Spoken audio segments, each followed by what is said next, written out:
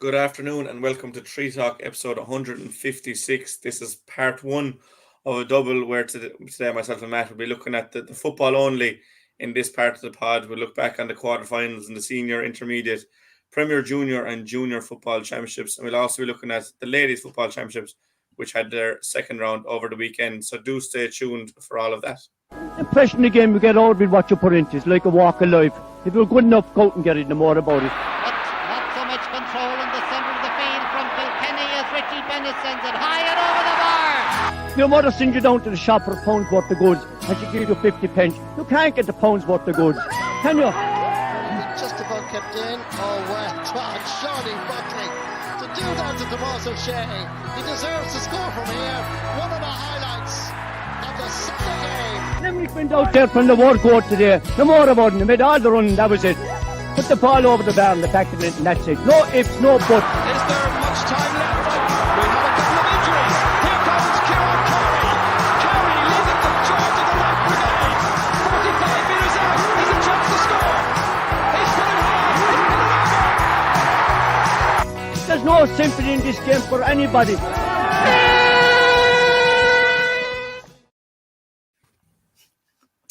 Well, Matt, how are things this week? I know I copped it last week after 150 plus episodes. I never ask you how you are. So how are you keeping this week? I'm very good, Jack. Very, very good. And at least the spectre of relegation that was facing us around here anyways is off the agenda, thanks be to God, after last Sunday. But I know we'll be talking about it more now anyway. But very good, Jack. Certainly enjoying all the games. But if anything, if there is a downside to it, Jack, it's that there are too many of them on together at the one time. You know, that we can't get to see as many of them as we would have liked. And for instance, this weekend alone, and I know this part of this segment of the podcast is dedicated to football, there are 26 hurling matches this weekend, which is absolutely phenomenal.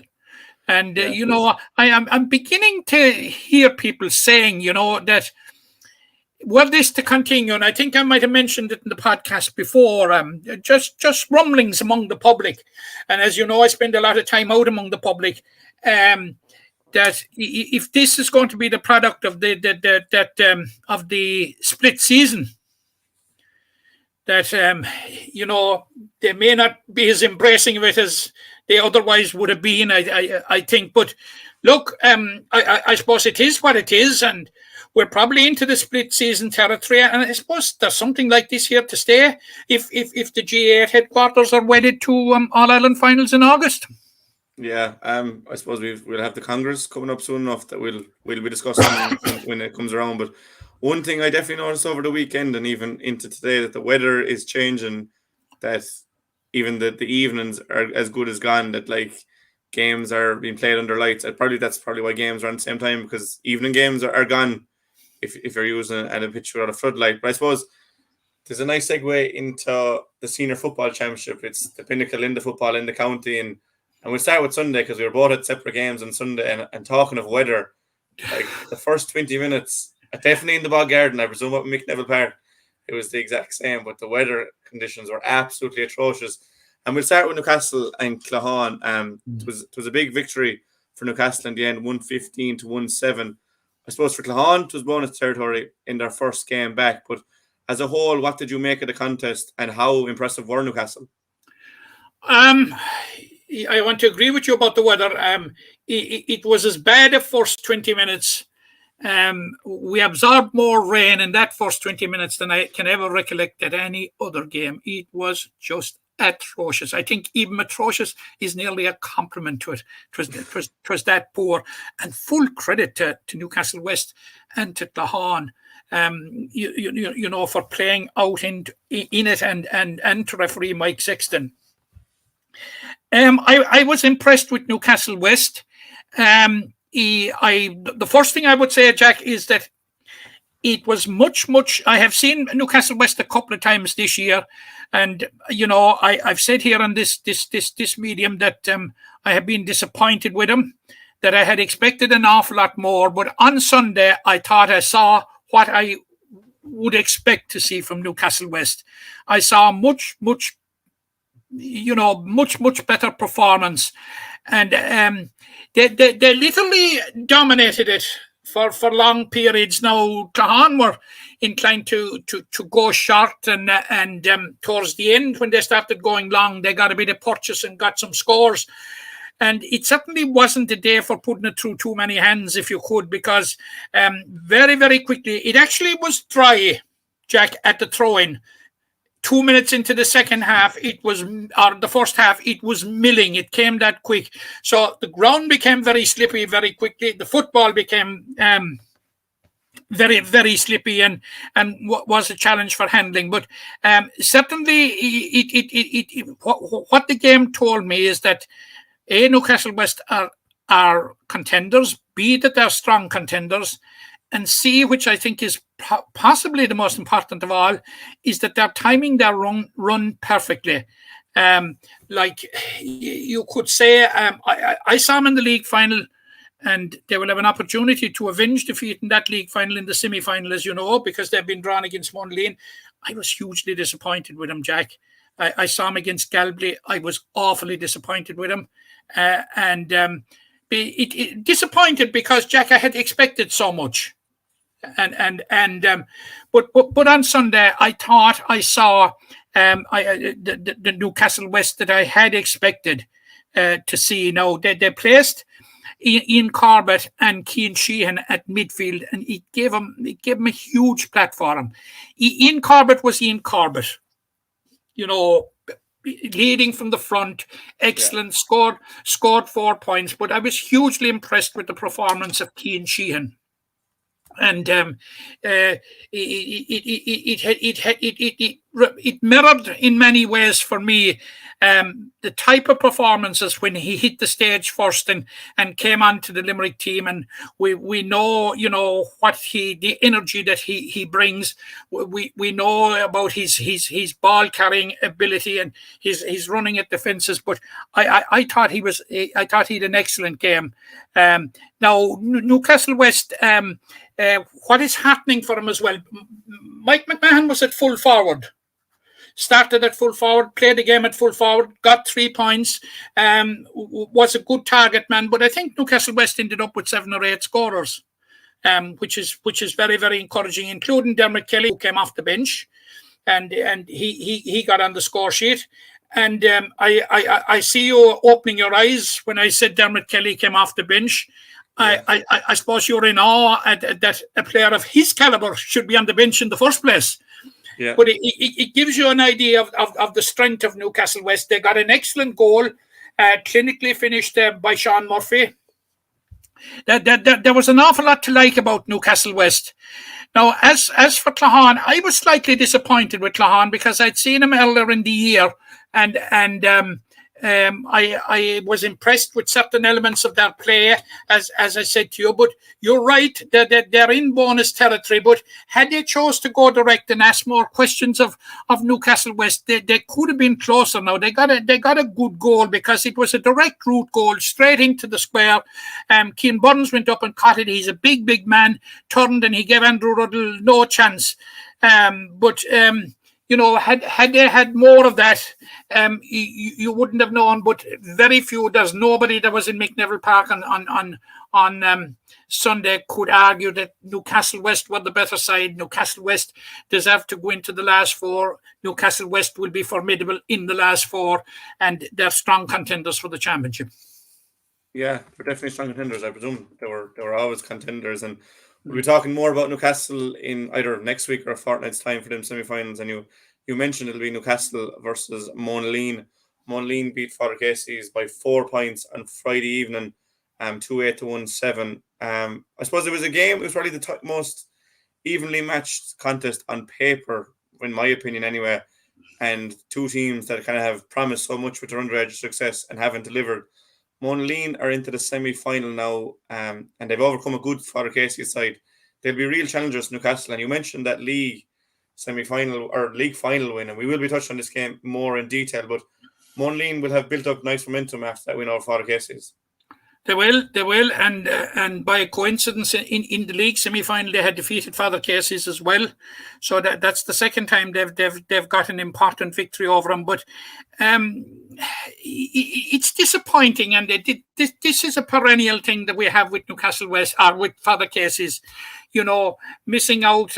You were at the coalface of it yourself last year, Jack, when they came into the quarterfinals, and Ballysteen turned them over, and they've been turned over by Monaleen. And you're right there at the start when you were saying that it looked on paper to be one of the closest contests of the weekend, and of course, in our predictions we differed on it. It was that close, but no, I wasn't at the game, but from what I heard, it came down to Monaleen having the ability to take the goals, the 2 goal opportunities that came Ross Kennedy's way, and he put them into the net. But at one stage in the second half, having been 4 or 5 points down, Father Casey's were right back into it, and they were level. Robert Brown had got a goal, and they had levelled heading for the second water break. But it was in the closing stages that they weren't able to close it out. It's a disappointing result for Newcastle, for Father Casey's. There's no hiding in that. But I was impressed with Monaleen. And that is why I went for Monaleen to win in that particular game. And it sets up an enthralling game with Newcastle West now in the county semi-final. But for Father Casey's, it's on board. And I just know what Father Casey's have got to do to have a system within the club that sees that these excellent minors, and let's face it, Jack, they have been excellent minor teams. They've been top-class minor teams, to see that they can transition them into adult football, but it just isn't happening. Yeah, it really isn't happening, but for Monaleen to get the win, I just think that'll be huge, and it's a mouth-watering semi-final tie, and again, we'll touch on it more when those games are to be played. Then on Saturday evening, Ula and Galtee Gales was the only quarter-final to be played, and I suppose it kind of gave people a chance to probably stand up and take notice of this Galtee Gales side, who have made it 4 from 4 if you include last year's relegation final. They're definitely the most improved team of the year, and they showed that again against a strong Ula side that were county finalists in 2019. Now they've been drawn against it there, and we'll touch on that and more. But Galtee Gales are here, and they've really made people stand up and take notice of them. They certainly have, Jack. They certainly have. There isn't a question about it. They have won 4 in a row, and they're against Drumbradford, St. Kieran's, Ballysteen, as you know, Ula. All football strongholds. So, like, you can't argue with it. But when they came up from intermediate in 2020, Jack, and when because of the pandemic we saw a truncated championship, I immediately, for one anyway, felt that it would militate against Galtee Gales. There would be one club that would suffer because of it, for the simple reason that they didn't have the couple of games or the cushion of a couple of games to bed themselves into the senior championship, and that is exactly how it transpired. They lost to Ula in the opening round last year, lost to Ballylanders, lost to St. Kieran's in the relegation semi-final before beating Drumculloch Bradford. But it'll tell you what a difference that there is this year now. They come on this year and they beat Ula and they beat St. Kieran's. And I felt the day that I saw him playing against St. Kieran's, and I've said this in the lead up to this game last week, they left Martinstown that day like a team liberated. It was as if there was a weight off their back, because they had, in one fell swoop, Jack, they had put relegation to bed. They had secured the quarter-final place. So basically, they were into free pass bonus territory, and how they have used it. You saw yourself how they played against Ballysteen in the second round, won that, and I have to say, Jack, I wasn't overly impressed with him in the first half last week. Now, Ula had a point up within a minute, And the Gaels got the best possible response in a very, very well-crafted goal.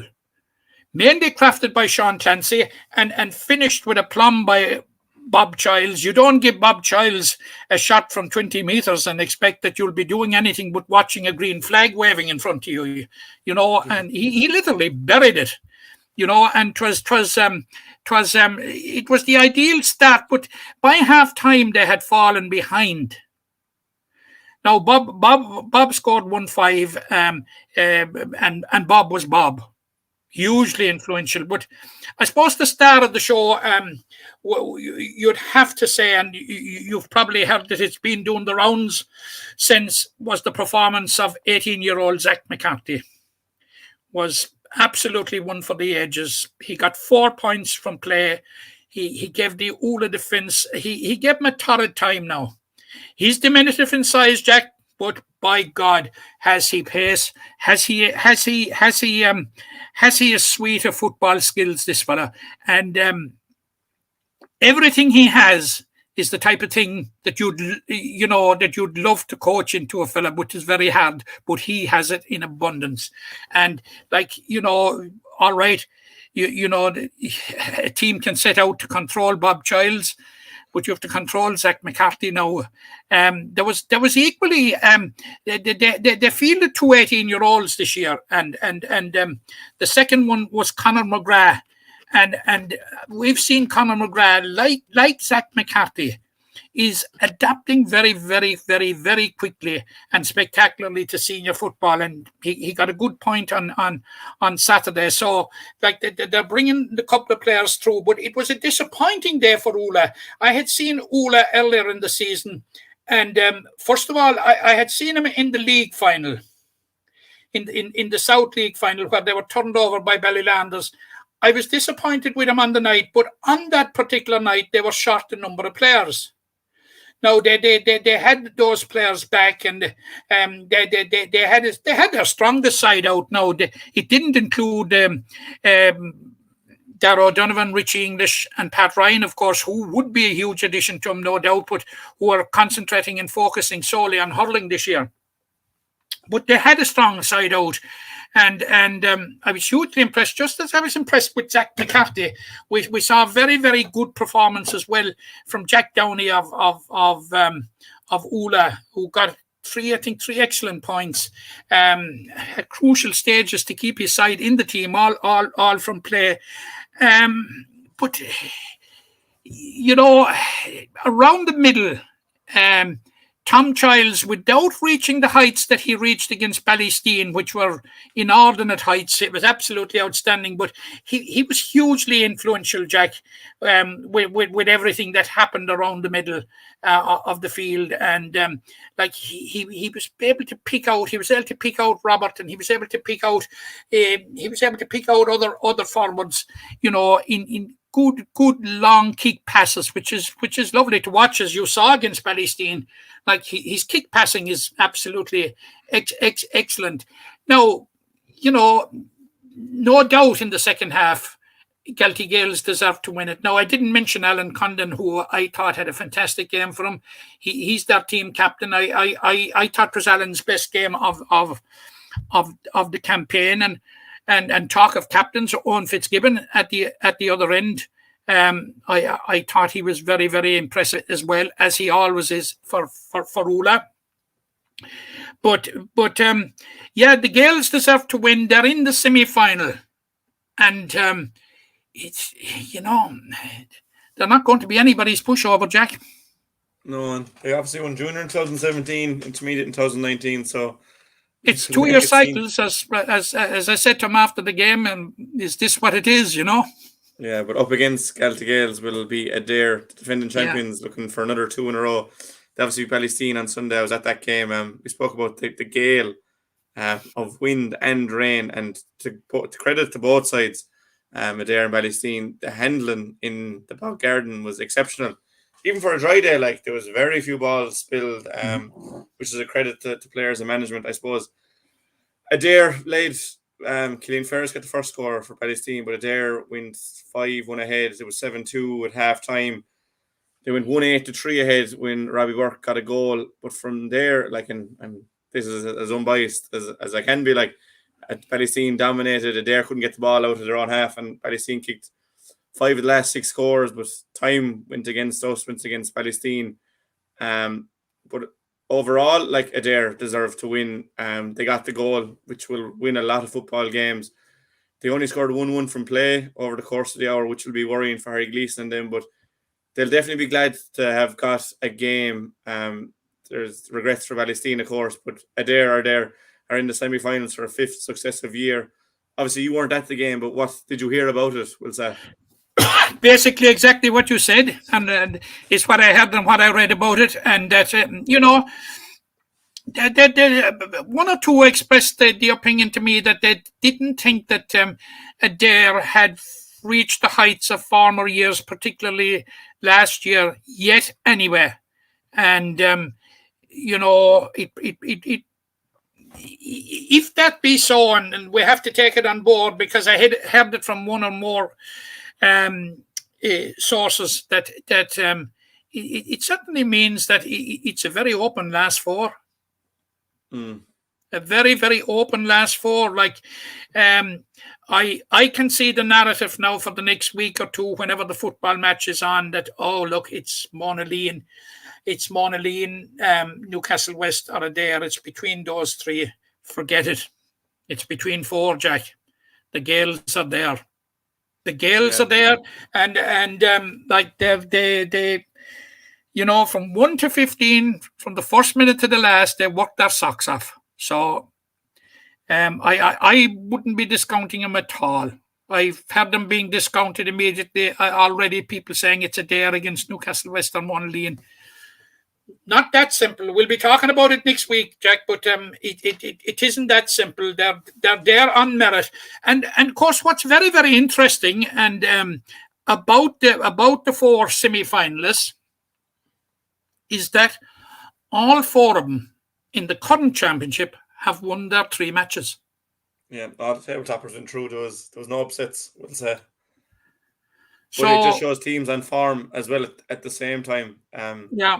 But I'll ask you, obviously, next. And I would think that of the 4, probably Newcastle West are there without particularly earlier particularly against the game against Galway anyway. Without reaching their potential, they obviously were better against Father Cases. Didn't see the game, but I thought I saw the real Newcastle West last Sunday. Yeah, after what I saw on Sunday, I'd always probably fancied Newcastle with their strength and depth, that if they can get it right on the day, they're the best team in Limerick. But Adair have really kind of proved the bogey side to them in recent years. I wouldn't rule out Celtic Gaels after seeing them, and then Monaleen, like, if the talent they produce, if they can get it on the day, there's some real mouth-watering matchups there. We'll discuss it in more next week or the week after. Them fixtures are either the 10th or the 16th, from what I can understand, depending on results in the hurling this weekend. When we talk about semi-finals and looking forward to semi-finals, we have to talk about the intermediate semi-final pairings that we've been given. So we have Kildare-Pallaskenry versus St. Senans and Rackeel versus Gerald Griffins. And we'll start with Kildare-Pallaskenry because... But before we go to the intermediate, there were 2 very important relegation semi-finals, Jack. I was going to get to all the quarters first. We can go. Right, I take your point. No, we'll do all the. I take your. I'm quite happy to go this route. Yeah. Well, that's okay. On to the intermediates then. Kildare-Pallaskenry is probably the name that stands out, considering they played Mungret, who would have been really heavy favourites going into the game. And while we've seen some teams like Monaleen have obviously gone well in football, but have gone poorly in the hurling. There's another team that came to mind. Napier are into the semi-finals. We're in the relegation final of football. Kildare-Pallaskenry are working it very well. They're in the County Cup final in hurling this weekend. Put into a semi-final in intermediate football, beating their neighbours and rivals, Mungret. And by all accounts, I wasn't at the game now, but by all accounts, led from start to finish and were totally deserving winners. Yeah, that's what I'm hearing as well, Jack. And if we're honest, when we were starting out here, I think if you asked 20 people to name who they thought would be likely county champions, I think it's most unlikely that anybody would have come up with the name of Kildimo Pallaskenry. Certainly outside of Kildimo Pallaskenry, I don't think anybody would have expected to be in this situation. But they're there, and they're there on merit. Their first introduction that they gave us to they may be contenders was when the manner in which they disposed of Drum Bradford in the opening round. Now, they did slip up in the second round against Crocora Manister, which to me was a surprise. But I would be inclined to give them a bit of latitude there because in all probability at that stage, they probably had the job done as far as qualifying was concerned. But also that second game coincided when they were really, really deeply involved in that huge game with Adair in the hurling championship. So like that, you know, there was a bit of a juggling act to be gone through there for a couple of weeks. But now, as far as hurling is concerned, the coast is clear, apart maybe from the County Cup, which is on Friday night. So after that, I'm sure that all the focus will be on football. But I suppose I remember when Kildimo Pallaskenry came up in 2018. They beat Cappamore in the final. I saw him a couple of times that year, and I was hugely impressed with him. I honestly thought that they would have very, very little difficulty in making the transition to intermediate football, but that's not the way it has worked out. They have really struggled. But I honestly think that the struggle there with the football was probably the fact that they had to juggle with a very, very successful and exciting hurling team, who were going places all the time. And I think you'll see a formidable Kildimo Pallaskenry outfit in the remainder of this championship. Whether they'll be good enough to get over St. Sinans or not now, that's something for another day, because it certainly will be a step up on anything that they have met to date. But yes, to me, a certain amount of the success this year is at last finding their feet and realizing their potential at this level. Now, in all quarters, probably last weekend. Now, you went for Kildimo Pallaskenry. No, I didn't. I went for Didn't you? Sorry. I said only by a point, I did say that it would be close, but I did think Mungra would win. Yeah. But everybody was going for Mungret, and for jolly good reason, because Mungret have been flirting around there with making the breakthrough in football for the last couple of years, beating semi-finalists and all that sort of thing. But it was a huge win for Kildimo Pallaskenry, no question about it. A landmark win, actually, Jack. Yeah, and then on the other three semi-finalists, I'll just drop the results here for us, Matt. We had Rackeel beat Drum Bradford 11 points to 1-5. You were at that game. St. Sinans won 11-5 win over Palace Green, and then Turr Griffins won 22 to 5 point winners over Bruff. We've spoken a great deal about Turr Griffins. They're obviously going to play Rackeel in the semi-final. You were at that Rackeel game. I suppose just briefly, what did you make of Rackeel? We were talking about it in depth in a fortnight's time before the game, but seeing as you were at that game, I was impressed with Rackeel. I don't think that a 3-point winning margin, Jack, was a fair reflection of what I saw between the white lines on Thursday evening. I don't think it was. It is a fair reflection on the dominance of Rackeel in the game. I thought they were very, very good. Very, very pacey side. Very, very good ball handling skills. Rarely turned over. probably patience in abundance, because they're probably working it through too many hands rather than taking a pot, and that's why they probably struggled in terms of the scoreboard to close out the game, even though it's one of those games where you'd say it was a very, very comfortable 3 points victory. Now they did had a couple of goal chances, but for all their play and all their dominance, they throttled Drum Broadford in the first half and pinned them back into their own half. But full credit to the Drum Broadford defence for holding out. They only trailed by 6 points to 1 at half time, which was surprising given the amount of territory that Rathkeale had enjoyed. But you had the old warrior Gareth Noonan on the edge of the square, and he organising everything. So there wasn't an easy path now through to James Noonan's goal, and anything that they ensured that anything that Rathkeale got, that they earned it. And there were a few lucky escapes. There was one particularly just before half time when Tommy Delan met a ball and it just hit the butt of the post, and somehow he came out 99 times out of 100 would have ended up in the net, but it didn't. And then you had probably the converse at the other end. And I suppose if you're too much on top in any game, just as they were, I think Rathkeale really got cut out for the Drum Broadford goal. But fair credit to the opportunism of Sean O'Sullivan that was appreciative of what might happen, because Rathkeale fumbled what should have been a routine ball to deal with and didn't, and when it broke to Sean O'Sullivan, he finished it to the net, and it brought Drum right back into it. I think it brought him back to within 2 points, I think, at that stage. And you were saying, like, the legendary comebacks that we have seen from Drum over the last 20 years, and the legendary manner in which they have closed out games. You were beginning to say for a second, here goes again. Rathkeale have done all the footballing, but maybe it's Drumcolour will be in the semi-final. But no,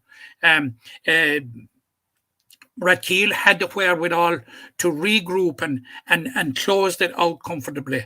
Now, we saw very, very good display, an excellent display at midfield by Mikey Morrissey for Rathkeale. I thought he was absolutely outstanding, and he embellished it with 3 points. Now, he caused an awful lot of problems for Drum Broadford. His powerful running and his overall play and his ability to bring others into the game. But I thought we've known about him for quite a while as being a prospect, Jack. But he certainly has arrived on the stage at intermediate football anyway, in my view. Yeah, Rathkeale have an awful lot of prospects, and I said to you off air, Jack, that in 2013 I saw him winning. I saw him putting on one of the best displays I ever saw in a county final when they beat Ula in the county intermediate final. And I saw an awful lot of the same type of approach. Now, there are very, very few players now. Gary Enright probably is a survivor from that time. Dean Maughan is probably a survivor, but very, very few. But it looks that their principle and their approach, their strategy to playing football, very, very little has changed, because their ball retention, their ball carrying, and their running was absolutely excellent. And it is of the kind that is capable of troubling any team. Now, were they in wider spaces than in Martinstown? And this is not to say that there was anything wrong with Martinstown, but you get the sense that it's closed in a bit. But were they to get into the Gaelic grounds against the team, or I honestly think, Jack, that they would be very, very difficult to beat. Like, it's not too long since they went into a county final in 2018 against Galway, and. Their semi-final is on in Newcastle West, it's a big field in fairness, but Ger Griffins will fancy a big field as well, no doubt. But look, we'll talk Yeah, about but the games. this takes us back to, I think, is it a quarter-final 3 or 4 years ago when Rathkeale were winning by 6 points with 10 minutes to go, and Gerald Griffin kicked 7 points in a row to win the match by a point. I think it was 19. I think it was the year that the first year Griffins lost the final. So they'll definitely be revenge. 2019. So, like that, there's a bit of history between these sides. So, but I've been hearing like that. I've been hearing from far out, Jack, in this competition that if they avoid each other, that it would be a Sinnons Gerald Griffins final. I'm not into that narrative yet, anyway. Yeah, I think I might end up coming to that conclusion or speculating that it might be so, but at this point, I was very impressed by Rathkeale. Yeah, well, talking about coming to conclusions, I think whenever we get to predictions for them games, it'll be next week. There you have it. The results, Matt, 7 out of 8. Munger, there anything that let you down over the weekend? So I think if anyone is looking to place a few bets on games in the football in a fortnight's time, you should be looking at Matt and his predictions. But we'll talk about hurling predictions this week later on in the podcast. Before we move on to ladies football and the relegation semi-finals, we saw the Premier Junior and Junior A quarterfinals are played as well. We had Monaghan lost to neighbours Newcastle, 2-10 to 112 winners for Newcastle. Probably the shock of the round, I thought anyway. Mount Collins beat Atay 8 points to 7. Croom beat Castleman 3-7 to 111. And Father Casey's second side beat Kilteely Drumkeen 10 points to 9. Before we move into the Junior A Championship, Matt, what kind of results stood out for you there? Or was it the Atay Mount Collins results? Two results stood out for me, actually, Jack.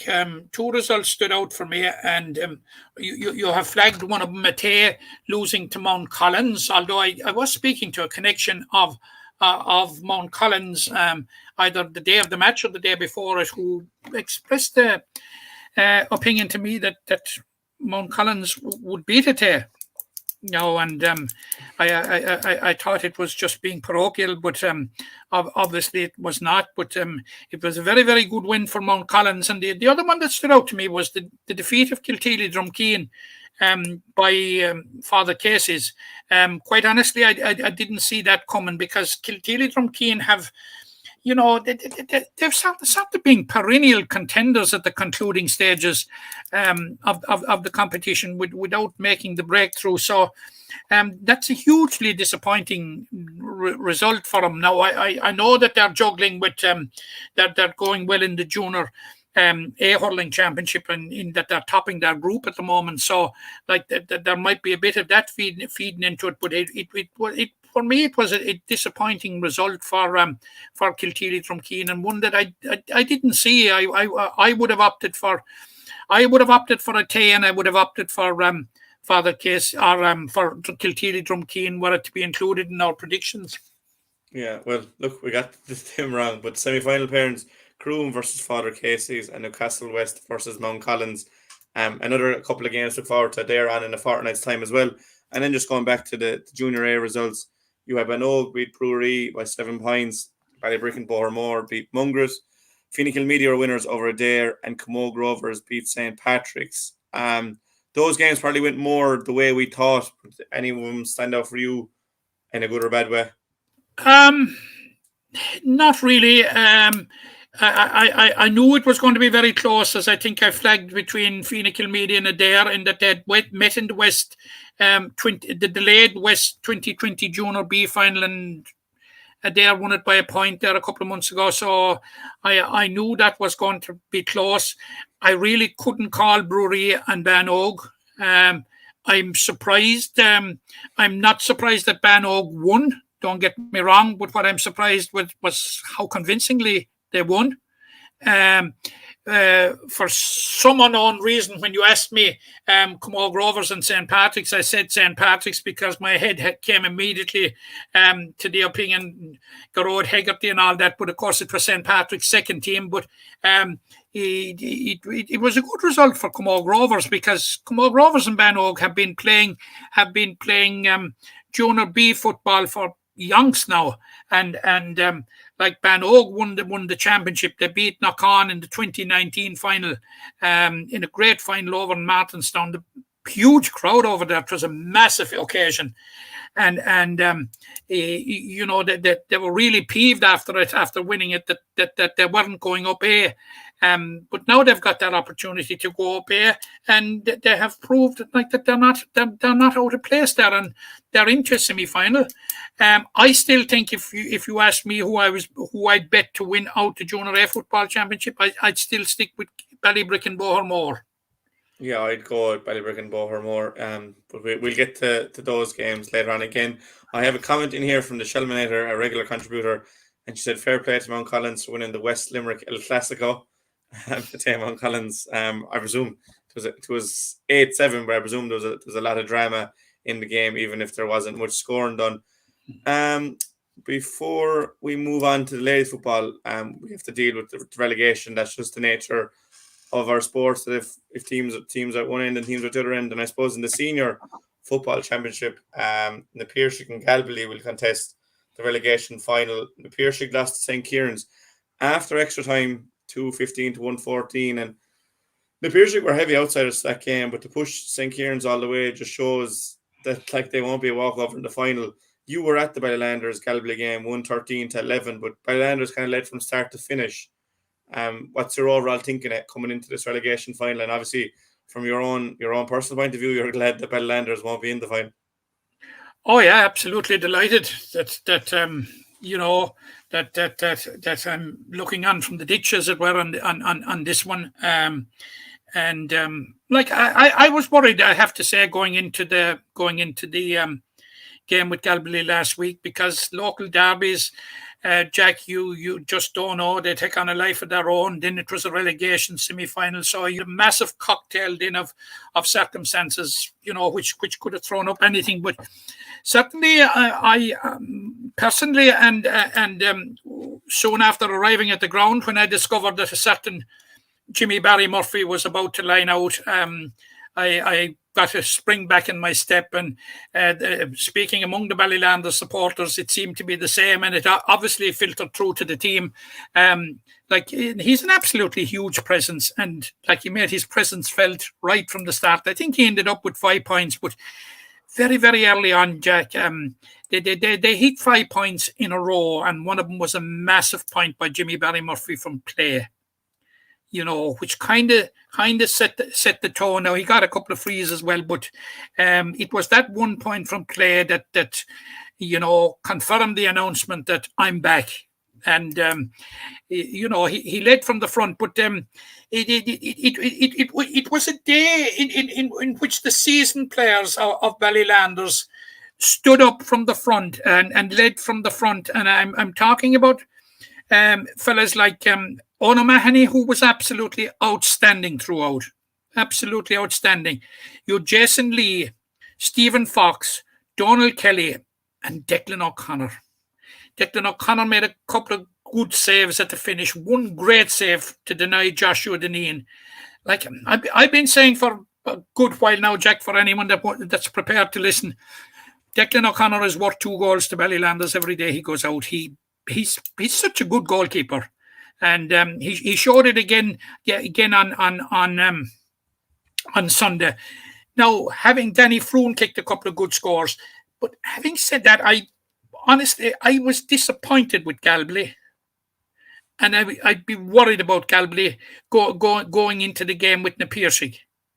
Now, I can't make up my mind whether they're in with a decent chance. It's fixed for Caherconlish, I think, on the 16th. If you have it up there, Jack. I'll have it up here for you in a second now. You know, it's a red letter day for Galbally. Yeah, Caherconlish on the 16th. Let's put it this way: the veterans and are the senior citizens in the Ballylanders team led from the front and got a response from the players around them. Kieran Hickey and James Ryan were outstanding for Galbally. They led the resistance. I'm not sure that they got the same response from the players around them, and therein lies the difference. because I thought Kieran Hickey and James Ryan, Jack, there was nothing more they could have done to save Galbaily's skin, but it didn't elicit the same response from those around him as the lead players in Ballylanders. So it's worrying times. Make no mistake about it, Jack. It is worrying times for Galbally because you know what Na Piarsaigh can do, and you must remember as well at the stage when St. Kieran's took over in that game last Saturday, Gordon Brown, who had a huge game, had gone off the field injured, and you must also remember that were it not for a kick of a ball, practically, that Na Piarsaigh would have been contesting the quarterfinals because they were only beaten by a single point by Ula. So, I think it's a huge task for Galbally. They really, really have to regroup and find something. Thanks be to God, Jack, we have a fortnight to think about it. Yeah, and we look forward to it. And then in intermediate, it's Monleen versus Corcoran. Unfortunately, it'll be one of the two most recent, I would say, Junior A champions.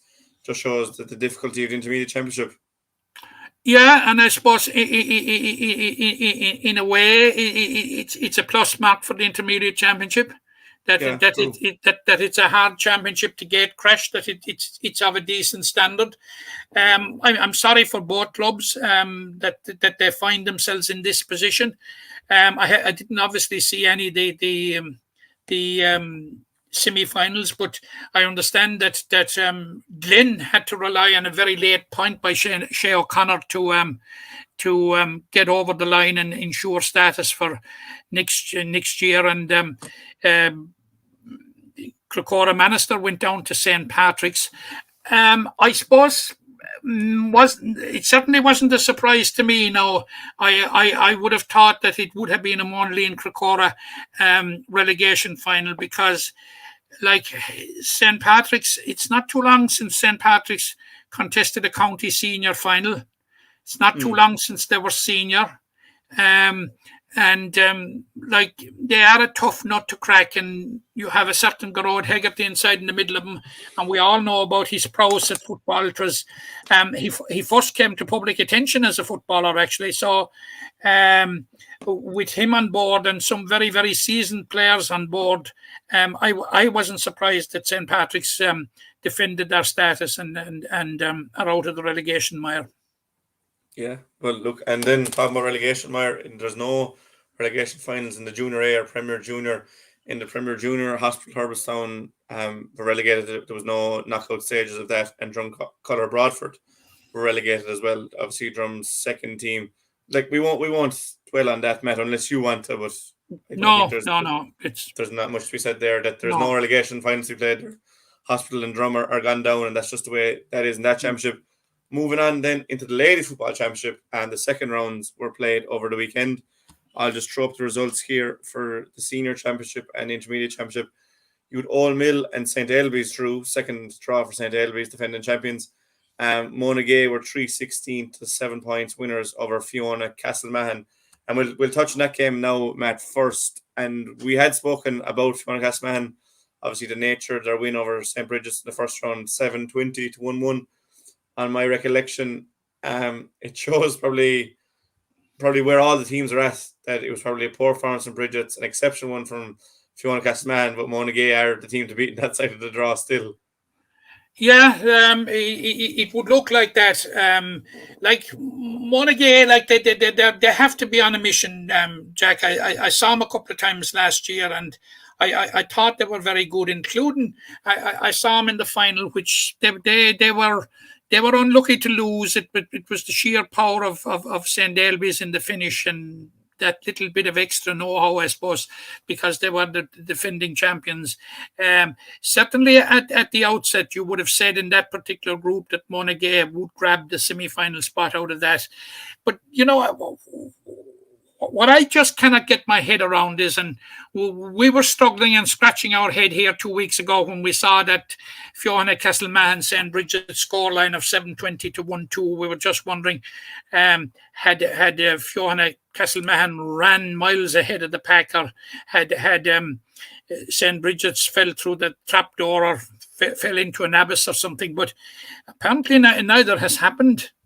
And I suppose we're equally perplexed this week now to see the manner in which Monaghan disposed of Fiona Castlemahan. But this is all qualified, Jack, by saying that the group stage of the Limerick Senior Football Championship is just a seeding process more than anything, in that all three teams in each group have a knockout championship to look forward to. In that the structure is such that there are 6 teams in the competition divided into 2 groups of 3. The top team in each group goes to the semi-final, and the other 2 teams play off in quarterfinals. So obviously there will be a different dynamic going through the whole thing when it comes to when it comes to the knockout stage. But the other group seems to be a very, very tight group. You had Ballylanders and Ailbees drawn, and you had Old Mill and Ailbees drawn. So will they make it 3? Yeah, will Bally draw with Old Mill? We'll just have to wait and see. It's the next one up, the weekend after next. So, then looking at the intermediate, Mungret are through to the semi-final. I understand they've 2 wins.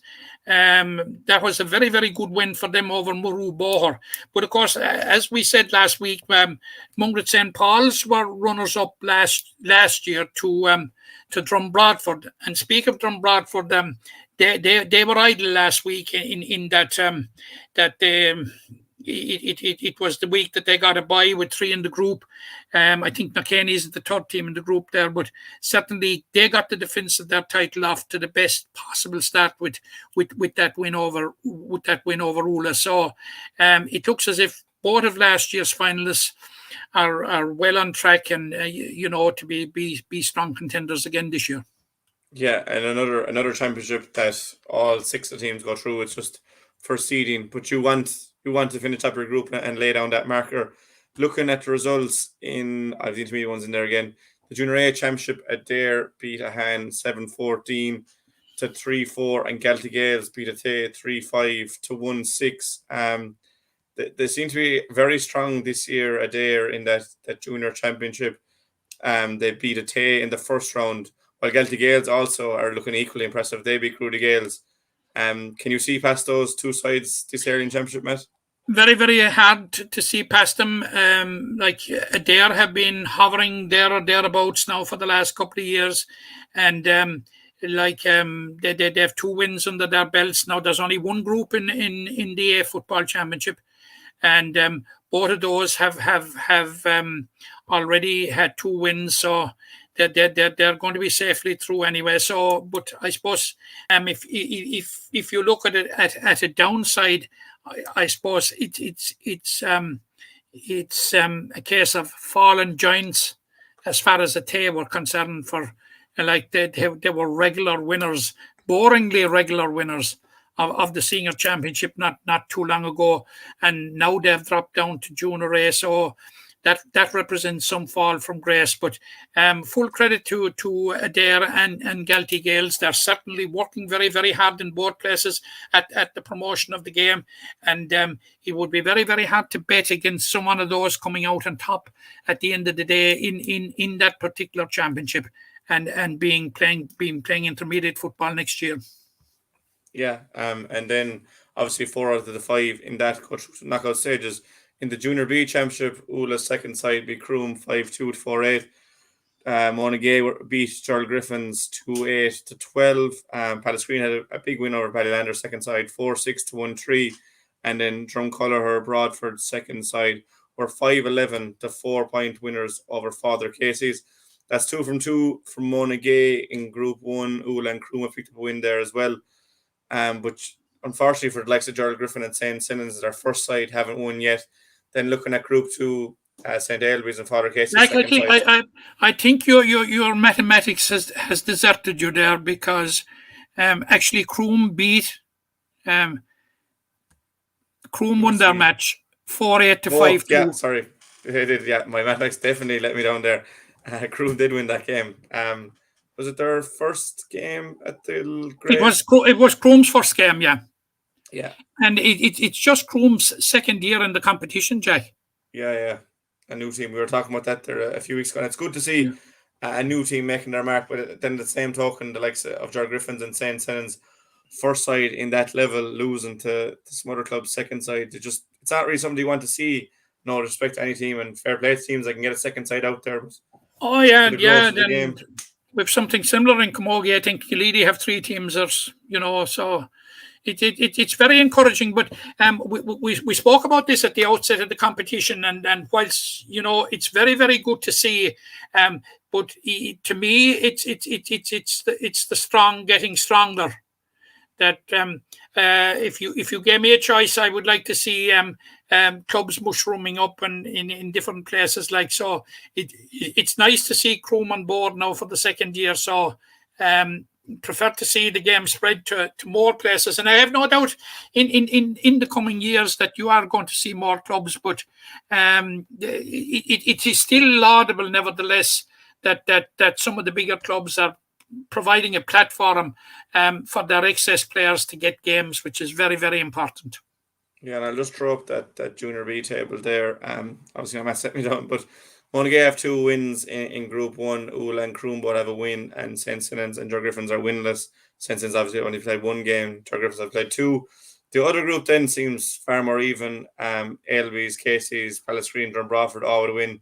Bellanders with 2 losses, but it's still very early doors. Only in that championship, it's only the top 2 from each group that have progressed. So it isn't just seeding that's up for grabs there. There's places in the semi-finals. Obviously, the ladies football is played every second week to allow for Camogie, which we've promoted and commended in recent weeks. So there's obviously a break there for those sides. Probably not for the players themselves, but for the clubs, there is a break. There's no football on this weekend. I don't think, Matt, in any age we have under 19 semi-finals next weekend. I know that. We'll touch on them afterwards. Not to be putting pressure on players and things. I think that's all we were to get through this week, Matt, in the football section. You won't be long. Correct me if I'm wrong. I think you're right, Jack. Yeah, notwithstanding your mathematics, but you're good. Yeah, my mathematics let me down. I have to do a lesson. Maths was one of my good subjects in school, would you believe? It's so long since I was there now. But again, many thanks to everyone for listening there. Just short of the hour. Again, it's only part 1. Part 2 will be out tomorrow, Thursday, and we'll go through all the hurling this week and have our predictions. As I said before, if you want to make a bit of money, follow Matt and his predictions. But more than likely, if there's any pressure put on us, we'll leave you down in that regard. He's on a hot streak at the moment, so get it while it's hot. But again, Matt, many thanks to you, and we'll be in touch tomorrow to talk about the hurling. You're welcome, Jack. The impression again we get out with what you put into it's like a walk of life. If you're good enough, go out and get it, no more about it. But not so much control in the centre of the field from Kilkenny as Richie Bennett sends it high and over the bar. Your mother sends you down to the shop for a pound's worth of goods and she gives you 50 pence. You can't get the pound's worth of goods, can you? Just about kept in. Oh, well done, Johnny Buckley. To do that to Tommaso Sheahy, he deserves to score from here. One of the highlights of the Sunday game. Limerick went out there from the work out today. No more about it. They made all the running, that was it. Put the ball over the bar and the back of it, and that's it. No ifs, no buts. Is there much time left? We have a couple of injuries. Here comes Kieran Carey. Carey leading the charge of the right brigade. 45 metres out. He's a chance to score. He's put him hard. He's put it over. There's no sympathy